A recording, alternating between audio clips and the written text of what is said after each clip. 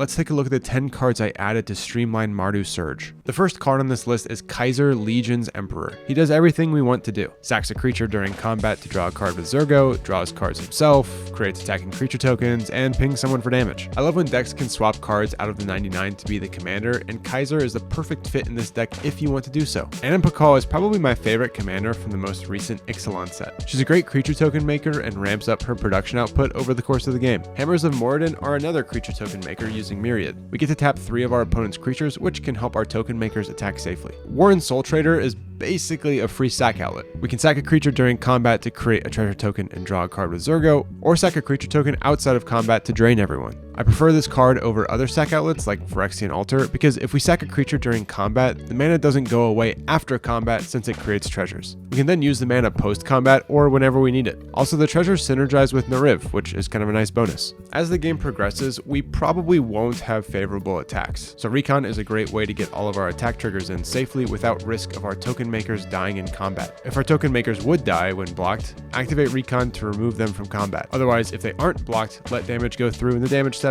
then activate Recon at the end of the damage step to remove them from combat and untap, which is basically a pseudo-vigilance.